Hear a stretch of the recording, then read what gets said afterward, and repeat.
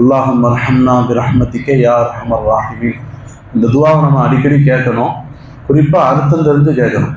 இப்போ இந்த ஆயத்துடைய அர்த்தமே என்னன்னா, இல்லம் தகுஃபிர்லனா வ தர்ஹம்னா, யால எங்களை மன்னிக்கலைனா வ தர்ஹம்னா, எங்கள் மீது இரக்கம் காட்டலைனா லனகூனன்ன மினல் ஹாசிரீன், நாங்கள் நஷ்டவாளிகளாக ஆயிடுவோம். பாருங்க, இந்த ரஹ்மத்துங்கிறதுக்கு அர்த்தம் என்னன்னா, இரக்கம் அப்படிங்கிறது இருக்கு, அருள் கிருபை அப்படிங்கிறது இருக்கு. நீ எங்கள் மேல இரக்கம் காட்டலைனா, நீங்கள் மேல அருள் பாலிக்கிறீனா.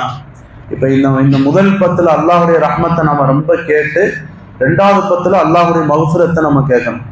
முதல் பத்துல ரஹ்மத்தை, அல்லாஹுடைய அருள் பாக்கியம் கிருபை இரக்கத்தை கேட்டுட்டு, ரெண்டாவது பத்துல யாரெல்லாம் நீங்களை மன்னிச்சுட்டு அப்படிங்கிற மாதிரி கேட்கணும். அதனால நம்ம கண்டிப்பா உளப்பூர்வமா அந்த துவாவை செய்யணும். நம்ம இஃப்தாருடைய நேரத்துல, சஹருடைய நேரத்துல அல்லாஹும்ம அர்ஹம்னா பிரஹ்மதிக யா அர்ஹமர் ராஹிமீன். ஒருதான் அரபி தெரியாட்டியும் கூட யாரெல்லாம் நீ எங்கள் மீது ரஹ்மத் செய்வாயாக, நீ ரஹ்மத் செய்யக்கூடியவனாக இருக்கிறாய் அப்படின்னு நம்ம துவா செய்யணும்.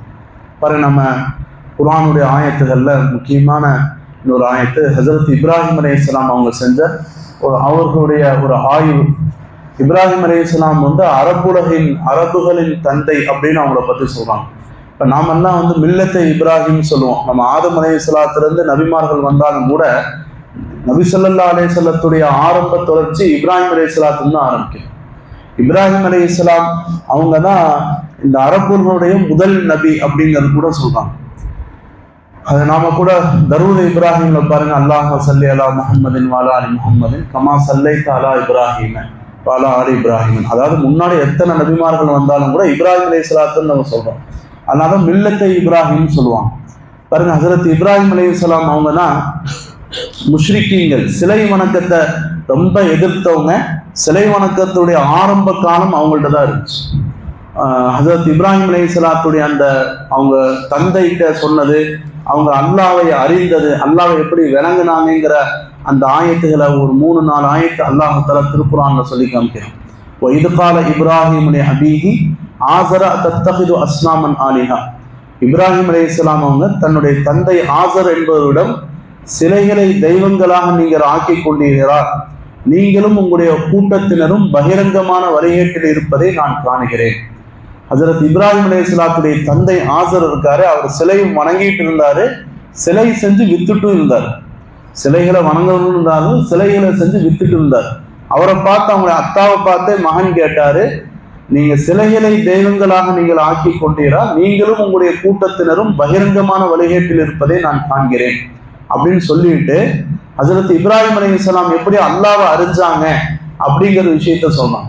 பாருங்க, முதல் ஹஜரத் இப்ராஹிம் அலைஹிஸ்ஸலாம் நபியாக அனுப்பப்படலை, பின்னாடிதான் நபியாக ஆனாங்க. ஆனா முதல்ல அல்லாஹ்வை எப்படி விளங்குனாங்கன்னு சொல்லும் போது, ஃபலம்மா ஜன்னா அலைஹில் லைலு ரஆ கௌகபா, இரவு அவர்களை மறைத்து கொண்ட பொழுது நட்சத்திரம் ஒன்றை பார்த்த அவர், இது என்னுடைய இரட்சகன் என்று கூறினார். பின்னர் அது மறைந்து விட்ட பொழுது, மறைகின்றவற்றை நான் நேசிக்க மாட்டேன் என்று கூறினார். ஃபர்ஸ்ட் அல்லாஹ் அறியவே இல்லை, அல்லாஹ்னா யாருக்கும் அவருக்கு தெரியாது. அப்ப ஃபர்ஸ்ட் நட்சத்திரத்தை பார்த்தார். அப்ப வானத்துல நட்சத்திரம் நல்லா அழகா மின்னுதே, இது ரொம்ப அழகா இருக்குமே, இதுதான் என்னுடைய ரப்பா இருக்குமோ அப்படின்னு பார்த்தார். கொஞ்ச நேரம் பார்த்தா அந்த நட்சத்திரம் மறைஞ்சிருச்சு. மறைஞ்ச பின்னாடி இது என்னுடைய ரப்பா இருக்காது. அதுக்கப்புறம் அவர் சந்திரன் உதயமாகி கொண்டிருப்பதை பார்த்த போது, இது என்னுடைய இரட்சகன் என கூறினார். அதுவும் மறைந்து விட்ட போது, உண்மையாக எனது இரட்சகன் என்னை நேர்வழியில் செலுத்தவில்லையாயின் நிச்சயமாக நான் வழிகெட்ட கூட்டத்தாருடன் ஆகிவிடுவேன். அவர் சந்திரனை பார்த்தார், அதையும் கொஞ்ச நேரத்துல மறைஞ்சிருச்சு. அப்ப அவர் சொன்னார், இது என்னுடைய இரட்சகனா இருக்காது, கண்டிப்பா என்னுடைய இரட்சகன் எனக்கு நேர்வழி காட்டுவான். அதாவது எனக்கு எது இரட்சகன் என்னை விளங்க வைப்பான், இறைவனே எனக்கு யாருங்கிறத அவன் விளங்க வைப்பான்டார். அதுக்கப்புறம் ஃபலம்மா ரஅஷம்ஸ பாஸிகத்தன் கால ஹாதா ரப்பி ஹாதா அக்பர். அப்புறம் காலையில் எந்திரிச்சு பார்த்தோம்னா பெரிய சூரியன் வந்துருச்சு. அவர் சொன்னாரு, இதுவே என்னுடைய இரட்சகன், ஏன்னா இது எல்லாத்தையும் ரொம்ப பெருசா இருக்கு, நட்சத்திரத்தை விட சந்திரனை விட இந்த சூரியன் ரொம்ப பெருசா இருக்கு, அதனால இதுதான் என்னுடைய இரட்சகனாக இருக்கக்கூடும் அப்படின்றார். திருப்பி மாலையான பின்னாடி அது என்ன ஆயிடுச்சுங்க, மறைஞ்சிருச்சு. அப்ப சொன்னாரு, மறைந்து தோன்றி மறையக்கூடியது என்னுடைய ரப்பாக இருக்க முடியாது. அப்ப என்னுடைய ரப்பு யாருங்கிறத எனக்கு ரப்பே விளங்க வைப்பான்டார். அல்லாஹ் தஆலா இன்னி வஜ்ஜஹது வஜ்ஹி லில்லதி ஃபதரஸ் ஸமாவாதி வல் அர்ல ஹனீஃபன் வமா அன மினல் முஷ்ரிகீன். பாருங்க, இந்த ஆயத்து அதுக்கப்புறம் அவங்க சொன்னாங்க, நிச்சயமாக நான் உண்மையின் பக்கம் சாய்ந்தவனாக இருக்கும் நிலையில் வானங்களையும் பூமியையும் படைத்த ஒருவனின் பக்கம் என்னுடைய முகத்தை திருப்பி விட்டேன், இன்னும் நான் இணை வைப்பவர்கள் உள்ளவனாக இல்லை என கூறினார். பாருங்க, இந்த துவாவை தான், இந்த ஆயத்தை தான் நம்ம குர்பானி அறுக்கும் போதும் கூட நம்ம இந்த ஆயத்தை ஓதுவோம். இன்னி வஜ்ஜஹ்து வஜ்ஹி லில்லதி ஃபதரஸ் ஸமாவாதி வல் அர்த ஹனீஃபன் வமா அன மினல் முஷ்ரிக்கீன். இந்த ஆயத்துடைய அர்த்தம் என்னன்னா, நிச்சயமாக நான் உண்மையின் பக்கம் சாய்ந்தவனாக இருக்கிறேன், வானங்களையும் பூமியையும் படைத்த ஒருவனின் பக்கம் என்னுடைய முகத்தை நான் திருப்பி விட்டேன், நான் இணை வைப்பவர்கள் உள்ளவனாக இல்லை அப்படின்னா. பாருங்க, இந்த ஆயத்தெல்லாம் படிச்ச நோக்கம் என்ன அப்படின்னம்னா, அல்லாஹ்வை அறியறது. ஒரு கால் அல்லாஹ் யாருன்றே நமக்கு தெரியாம நபிமார்களும் வந்து சொல்லல, வேதங்களையும் நம்ம படிக்கல, யாருமே அல்லாஹ் யாருன்னு சொல்லாட்டியும் கூட ஒரு மனுஷன் அல்லாஹ் விளங்கி கொள்ளணுமா, அவன் யோசிக்கணுமா, நட்சத்திரத்தை பார்க்கணுமா, சூரியனை பார்க்கணுமா, சந்திரனை பார்க்கணுமா, இதெல்லாம் பார்த்து அவன் விளங்கி கொள்ளணுமா என்னுடைய ரப்பு யாரு. அல்லாஹு தஆலா மனிதனுக்கு ஏன் 6 அறிவை அல்லாஹு தஆலா கொடுத்துருக்கிறான்னா, நீங்க அல்லாஹ்வையும் விளங்கணும் அப்படிங்கிறதுக்காண்டி அல்லாஹு தஆலா 6 அறிவை தந்திருக்கான். அதனால சொல்லுவாங்க உலமாக்கள், ஒரு மனிதனுக்கு ஒருத்தன் மலை உச்சியில இருக்கிறான், அவனுக்கு எந்த வேதமும் வரல, எந்த நபியும் வரல, அவன் இந்த இஸ்லாத்தை ஏற்றுக்கொள்வது கட்டாயமான்னு கேட்டா கட்டாயம். அவனுக்கு எதுவுமே வராண்டியும் கூட அவன் சிந்திக்கணுமாமா, என்ன இந்த வானத்தை படைச்சது யாரு, பூமியை படைச்சது யாரு, அப்ப படைச்சவன் ஒருத்தர் இருக்கிறான் அப்படிங்கிறத அவங்க தெரிஞ்சு கொள்வாங்க. பாருங்க, ஹஜ்ரத் இப்ராஹிம் அலைஹிஸ்ஸலாம் அவங்க தான் அந்த சிலை வணக்கத்தை ரொம்ப எதிர்த்தவங்க. அவங்க எல்லாருமே ஒரு பண்டிகைக்கு வெளியே போனப்போ ஹஜ்ரத் இப்ராஹிம் அலைஹிஸ்ஸலாம் போய் அந்த இடத்துல போய் எல்லா சிலையும் உடைச்சிட்டாங்க. உடைச்ச பின்னாடி அந்த பெரிய சிலையில போய் அந்த கத்தியை வாழ வச்சுட்டு அந்த மக்கள்லாம் வந்து கேட்டாங்க, யார் உடைச்சான்னு கேட்டாங்க. இந்த பெரிய சிலை தான் உடைச்சிச்சு, நீங்க அதுகிட்டயே கேட்டுங்க. ஃபஸ் அலூஹும் இன்கானும் எந்திக்கும், ஒரு காலம் அது பேசுற மாதிரி இருந்துச்சுன்னா அதுகிட்டயே கேட்டுக்குங்கன்னாங்க. நீங்க கேளுங்க, அது பதில் சொல்லிச்சுன்னா அதுகிட்டயே கேட்டுங்க. அது கையில தான் பாருங்க வாள் இருக்கு, அம்பு இருக்கு பாருங்க, இதுதான் எல்லாத்தையுமே உடைச்சிச்சு. பாருங்க, ஹஜ்ரத் இப்ராஹிம் அலைஹிஸ்ஸலாம் அவங்க, இப்ப நான் எதுக்கு இதை சொல்ல வரேன்னா, நம்முடைய நாடு பொதுவாக முஷ்ரிக்கீன்கள் நிறைஞ்ச நாடு, அதாவது இணை வைக்கக்கூடியவர்கள். நபி ஸல்லல்லாஹு அலைஹி வஸல்லம் அவங்க காபத்துல்லாஹ்ல அவங்க சிலை வணக்கத்தை தான் முடிச்சாங்க. அந்த காபத்துல்லாஹ்க்கு மேல கிட்டத்தட்ட 300க்கும் மேற்பட்ட சிலைகள் இருந்துச்சு, அதெல்லாம் உடைச்சு இதானா. இப்ப இந்த நாம இருக்கக்கூடிய மக்களோட வாழ்றோம் பாத்தீங்களா, இது நபி அவங்க யார்கிட்ட நேரடியாக எதிர்கொண்டாங்களோ அந்த மக்கள்கிட்ட தான் நாம வாழ்றோம், அந்த மக்கள்கிட்ட தான் நாம வாழ்ந்துட்டு இருக்கிறோம்.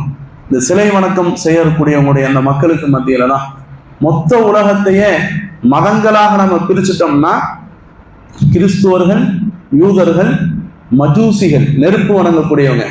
சமீபத்தில் ரத்தன் டாட்டா இறந்து போனார் பார்த்தீங்கன்னா, அவர் மஜூசி. நீங்க பார்த்துருக்கணும், அவங்களுடைய கபருஸ்தானை, அவங்களுடைய ஜனாசாவை மேலே வச்சிருவாங்க, பறவைகள் வந்து சாப்பிட்டுட்டு போகும் அப்படிங்கிறதெல்லாம் கேள்விப்பட்டிருக்கலாம். அவங்க நெருப்பு வணங்கக்கூடியவங்க. மொத்த உலகத்துடைய மதங்களே பார்த்தோன்னா ஒரு 4-5 மதம் தான். அதில் மொத்தமா பெருசா 3. ஒன்று இணை வைப்பாளர்கள் முஷ்ரிக்குகள், 2வது யூதர்கள், 3வது கிறிஸ்தவர்கள், 4வது முஸ்லிம்கள். இப்ப இது எல்லாமே இஸ்லாத்திலிருந்து என்ன ஆனதுதாங்க, பிரிஞ்சதுதான். அல்லாஹு தஆலா இவங்க வந்து மூசா அலைஹிஸ்ஸலாத்தை இறைவனாக ஏற்றுக்கிட்டாங்க, யூதர்கள், கிறிஸ்துவர்கள் ஈசா அலைஹிஸ்ஸலாத்தை ஏற்றுக்கிட்டாங்க. இந்த முஷ்ரிக்குகள் வந்து ஷைத்தானுடைய வழிகேட்டுனால அல்லாஹு தஆலா குர்ஆன்ல எத்தனை இடங்கள்ல ஷைத்தான் வந்து வழிகெடுத்துறான், இவங்களை வந்து உருவப்படுத்தி காட்டினா அப்படின்லாம் சொல்றாங்க பார்த்தீங்கன்னா. சிலை வணக்கத்தை முதல் ஏற்படுத்தணும். இந்த சிலை வணக்கத்தை அதனாலதான் இவங்க வந்து இந்த வானத்தை, பூமியை, சூரியனை வணங்குறது, நெருப்பை வணங்குறது, உலகத்துடைய படைப்புகளை வணங்கி இதெல்லாம் நம்முடைய இறைவன் காமிச்சுட்டான். பாருங்க, இதெல்லாம் ஷைத்தானும் இந்த ஜின்களுடைய அந்த விஷயங்கள் தான். இப்ப நம்ம சிலை வணக்கம் பூராமே இந்த விகாரமாக இருக்கிறது. ஷைத்தானுக்கு என்னவெல்லாம் பிடிக்காதோ அதெல்லாம் அல் ஜரசுமின் மசாமீரி ஷைத்தான் இருக்கு. மணி அடிக்கிறது இருக்கு பாத்தீங்கன்னா, அது ஷைத்தானுடைய இசைகள் நின்று ஒன்று நபி அவங்க சொன்னாங்க. எங்கேயும் அந்த கோயில்ல மணி அடிப்பாங்க, எங்கெங்கெல்லாம் ஷைத்தான் உருவெடுத்து வரானோ அதெல்லாம் அந்த இடங்களுக்காண்டி உள்ள விஷயங்கள் தான் எல்லாமே நடந்து கொண்டே இருக்கும். அல்லாஹு தஆலா மனிதனுக்கு நீங்க ரப்ப விளங்கி நீங்க வணங்குங்கன்னு அல்லாஹ் நமக்கு சொல்லலாம். அதான் இப்ராஹிம் அலைஹிஸ்ஸலாத்துடைய இது. பாருங்க, நம்ம இன்னைக்கு ஓதன ஆயத்துகள்ல சொர்க்கவாதிகள் நரகவாதிகளுடைய உரையாடலை பத்தி அல்லாஹ் தஆலா சொல்லி காமிக்கிறான். வனாதா அஸ்ஹாபுல் ஜன்னதி அஸ்ஹாபன் நாரி, சொர்க்கவாதிகள் நரகவாதிகளை பார்த்து சொல்லுவாங்களாம் மறுமையில, அன்கது வஜதனா மா வஅதனா ரப்புனா ஹக்கா, எங்களுக்கு அல்லாஹ் தஆலா வாக்களிச்சது எங்களுக்கு கொடுத்துட்டான், உங்களுக்கு வாக்களிச்சதை நீங்க பெற்றுக்கொண்டீங்களான்னு கேட்பாங்க. என்னங்க. அதுக்கப்புறம் நரகவாதிகள் சொர்க்கவாதிகளை பார்த்து சொல்ப்பாங்களாமா, நாதா அஸ்ஹாபுன் நாரி அஸ்ஹாபல் ஜன்னதி அன் அஃபீது அலைனா மினல் மா. நரகவாதிகள் சொர்க்கவாதிகளை பார்த்து சொல்லுவாங்க, எங்களுக்கு கொஞ்சம் தண்ணி கொடுங்க, எங்களால தாகத்தை தீர்க்க முடியல, தாங்க முடியல, கொஞ்சம் தண்ணி கொடுங்கன்னு. பாருங்க, இந்த உலகமே ஈமானுக்காண்டி தான் படைக்கப்பட்டிருக்கு, அல்லாஹ்வுக்காண்டி தான் படைக்கப்பட்டிருக்குங்கிறத நம்ம கண்டிப்பா விளங்கணும். ஈமான்ங்கிறது ஒரு பொக்கிஷம்.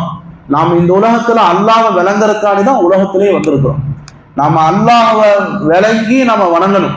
நாம உலகத்துல நாம எல்லாம் மற்றவரோட வணங்கி இருந்து நம்மள்ட்ட என்ன ஆயிடுச்சுன்னா, நாம கொண்ட மார்க்கத்தின் பக்கம் நமக்கே என்ன இல்லைங்க, ஒரு பிடிமானம் அல்லது நமக்குள்ள ஒரு பெருமை அல்லது அல்லாஹ் நம்முடைய ரப்புங்கிற அந்த மனதளவுல உள்ள அந்த பெருமையும் பெருமிதம் நம்மள்கிட்ட இல்லை. ஆனா கண்டிப்பா நம்ம ரப்ப விளங்கி வாழணும். அதனால இப்ராஹிம் அலைஹிஸ்ஸலாம் சூரியனை பார்த்தாங்க, நட்சத்திரத்தை பார்த்தாங்க, என்னங்க சந்திரனை பார்த்தாங்க. ஒரு தடவை அல்லாட்ட இப்படின்னு கேட்டாங்க, நீங்க அல்ல நீ எப்படி மரணிச்சு படைக்கிறேன்னு கேட்டாங்க. அப்ப அல்லாஹ்வுத்தாலா 4 மலைகளை சொல்லி, 4 மலைகள்ல ஒரு பறவையை 4 பறவையை பிடிச்சு அடுத்து அந்த கரியை பூராமை குழப்பி 4 மலையுடைய உச்சியில வைங்க அப்படின்னு இது குர்ஆன் ஆயத்திலே வந்துருக்கு. உச்சியில வைங்க, வச்ச பின்னாடி நீங்க ஒவ்வொரு பறவையை கூப்பிடுங்க, அதெல்லாம் தானா வந்துடும். நான் எப்படி மரணித்ததுக்கு பின்னாடி படைக்கிறேங்கிறதையும் அல்லாஹ்வுத்தாலா காட்டினாங்க. ஹஜ்ரத் இப்ராஹிம் அலைஹிஸ்ஸலாம் அந்த சிலைகிட்ட போய் என்ன சாப்பிடுன்னாங்களாம். பக்கத்துல அந்த பண்டங்கள்லாம் வச்சிருக்காங்க, அந்த படைச்ச அந்த இதெல்லாம், நீ சாப்பிடு என்னங்க. அல்லாஹ்வுத்தாலா இன்னொரு ஆயத்துல அந்த சிலை வணக்கத்தை பத்தி சொல்லி காமிக்கிறான், அது மேல இருக்கக்கூடிய ஈய கூட அதனால விரட்ட முடியாது, அது மேல உள்ள ஈய கூட அதனால விரட்ட முடியாது. அப்படிப்பட்டதையா இவங்க இறைவன் வணங்குறாங்க. அல்லாஹ்வுத்தாலா சொல்லிட்டு லாஃபத் தாலிபு வல் மத்லூப் அப்படிங்கிறான். தேடுறவங்களும் தேடப்பட்டவங்களும் 2 பேரும் பலகீனம் ஆயிட்டாங்க. அவங்கள தேடக்கூடிய மனிதன் இருக்கிறானா இல்லையா, இதுதான் என்னுடைய இறைவன், இவனும் பலகீனமானவன். அது தான் மேல இருக்கக்கூடிய ஈய கூட அதனால விரட்ட முடியாது, அதுவும் ரொம்ப பலகீனமானது. பாருங்க, நாம எல்லாம் அல்லாஹ்வை விளங்கி வாழணும். அதனாலதான் முன்னாடி எல்லாம் இறை மறுப்பாளர்கள் நிறைய இருக்கும்போது நிறைய விவாதங்கள்லாம் நிறைய நடந்துச்சு.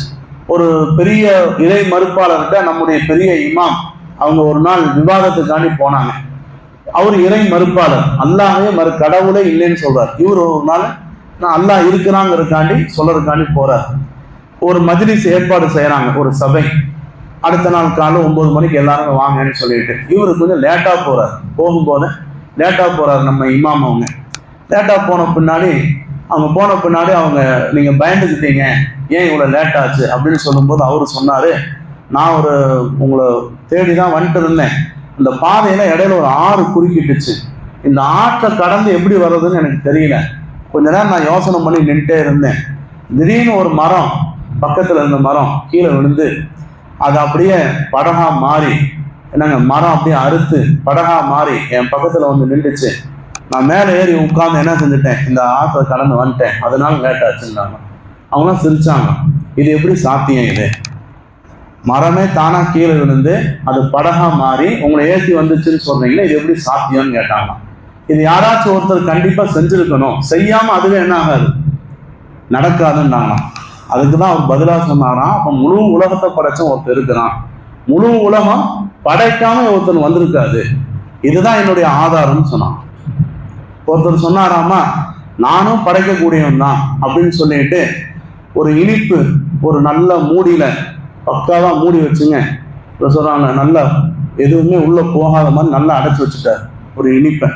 அவர் சொன்னாரா, நீங்க அல்லாஹ் தானே படைக்கக்கூடியவங்கிறீங்க, நானும் படைக்கக்கூடியவன் தான் அப்படின்னு சொல்லிட்டு ஒரு 3 நாள் கழிச்சு உள்ள பார்த்தா நிறைய புழுகு. இந்த புழுகு எப்படி வந்துச்சு அப்படின்னு கேட்டேன். இந்த புழுகை நான் தானே உருவாக்குனேன், ஃபர்ஸ்ட் நான் வைக்கும் போது என்னதான் இல்லை, புழுகே இல்லை, இப்ப புழுகு எப்படி வந்துச்சுன்னா. இவர் சொன்னாரா, சரி இதை நான் ஏத்துக்கிறேன், இந்த புழுகு எத்தனை இருக்குன்னு எண்ணி சொல்லுங்கன்றாராம். மொத்தத்துல உள்ள எத்தனை புழுகு இருக்குன்னு சொல்லிட்டு, நீங்க தானே படைச்சீங்க, அப்ப மொத்தமா எத்தனை டக்குன்னு சொல்லுங்கன்றாராம், எண்ணாம சொல்லுங்கன்றாராம், நீங்க தானே படைச்சீங்கன்றா.